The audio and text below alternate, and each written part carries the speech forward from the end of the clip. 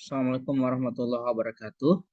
Teman-teman, pada kesempatan kali ini kita akan melanjutkan proses perkuliahan, tepatnya mata kuliah argumentasi dan logika, ataupun sebaliknya logika dan argumentasi. Pada kesempatan kali ini kita akan membahas tentang eksplanasi dan asersi. Kira-kira apa sih yang dimaksud eksplanasi dan apa juga yang dimaksud dengan asersi?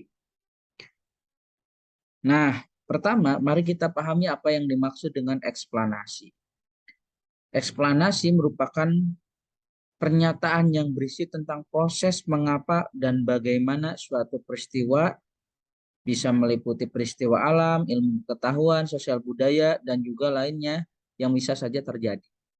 Jadi eksplanasi lebih kepada sebuah penjelasan yang terperinci terhadap sesuatu objek yang kemudian dijelaskan. Apa objeknya, apapun itu, selama objek itu dijelaskan secara terperinci, maka kemudian itu disebut dengan eksplanasi. Nah, selanjutnya, apa yang kemudian dapat kita pahami sebagai bagian dari ciri-ciri eksplanasi? Yang pertama, sebuah eksplanasi memiliki informasi yang dimuat berlandaskan fakta ataupun faktual. Jadi, eksplanasi itu harus faktual, tidak boleh ngawang-ngawang, karena bersifat terperinci. Sesuatu yang terperinci harus berangkat dari sesuatu yang objektif dan faktual. Selanjutnya membahas topik terkait fenomena yang bersifat keilmuan biasanya.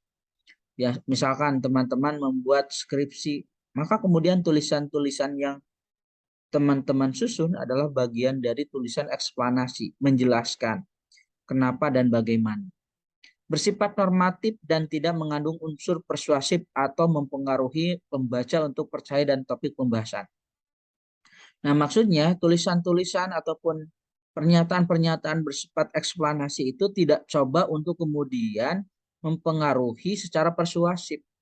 Persuasif itu biasanya mengajak atau mempengaruhi atau menyuruh dan sebagainya. Jadi eksplanasi itu bersifat apa adanya, bersifat netral. Nah, selanjutnya untuk jauh lebih spesifik biasanya eksplanasi juga menggunakan penanda urutan. Misalkan ketika seseorang menjelaskan tentang kronologi kejadian, maka kemudian orang-orang tersebut menggunakan teknik eksplanasi dengan urutan-urutan yang sistematis. Nah, itu contoh-contoh umum bagaimana sesuatu itu bisa disebut dengan eksplanasi.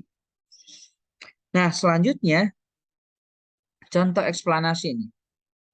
Pandemi COVID-19 memberikan dampak kerugian pada beberapa sektor, mulai dari wisata, perekonomian, transportasi, hingga pedagang kaki lima. Sejak peraturan pembatasan sosial berskala besar, pemerintah menganjurkan masyarakat untuk membatasi aktivitas di luar rumah.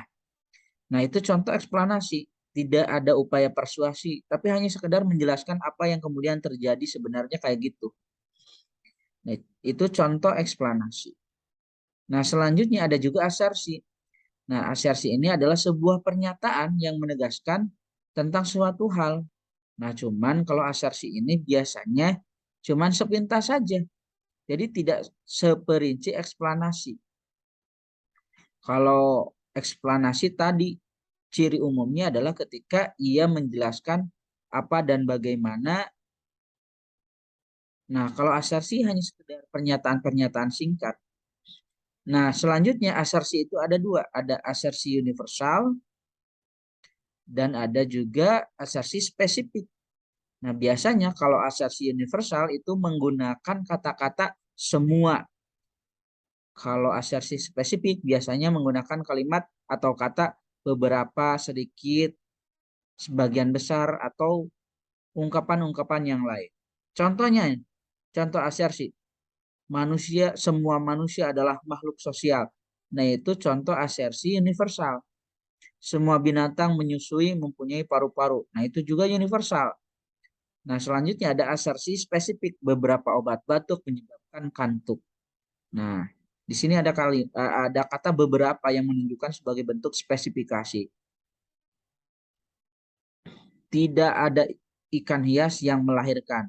Nah, ini jenisnya jenis universal atau beberapa ikan hias memiliki warna yang indah. Nah, itu contoh bagaimana asersi spesifik.